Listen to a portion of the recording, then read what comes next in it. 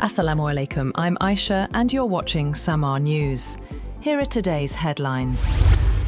Qatar has denied Iranian claims that it is secretly detaining 3 pilots whose aircraft were shot down during hostilities earlier this year, calling the allegations misleading. Iranian officials say the pilots were captured alive and have demanded information about their whereabouts. Qatar says its forces recovered the remains of 1 pilot and coordinated with Tehran over their repatriation. The dispute comes amid ongoing diplomatic efforts to ease tensions between Iran and the United States and wider regional instability.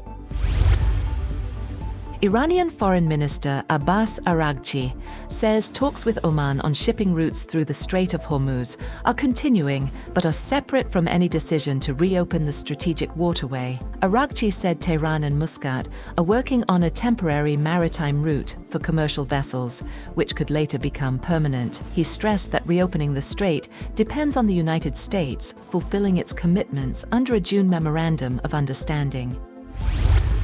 President Donald Trump has declared that he will soon declare the Strait of Hormuz a territory of the United States, although it was unclear whether the remark represented a serious policy proposal. However, Iran immediately rejected Trump's remarks, insisting that Tehran alone controls decisions over whether the Strait of Hormuz is open or closed. Iranian Deputy Foreign Minister Kazem Garibabadi said Tehran would not be intimidated by US threats or a display of military force. Turkish President Recep Tayyip Erdogan says Egypt could join the Makkah peace agreement, which allows other countries to become members. Erdogan said an attack on any member would be treated as an attack on all members, with participating countries taking joint measures against external aggression. He also stressed the importance of US involvement in ending the conflict in Lebanon and expressed concern over continued Israeli attacks, while saying Turkey would support efforts to maintain stability in Syria.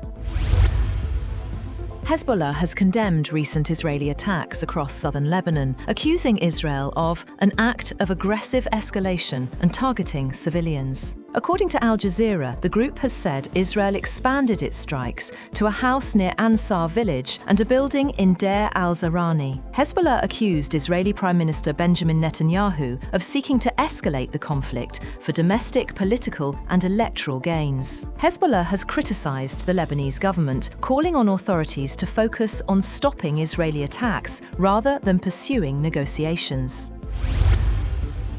A powerful 7.7 magnitude earthquake has killed at least 51 people and forced around 5,000 to evacuate in eastern Indonesia. More than 1,300 homes were damaged and hundreds of aftershocks were reported, while landslides cut off several areas. Rescue teams and thousands of military and police personnel have been deployed as authorities search for survivors and assess the damage.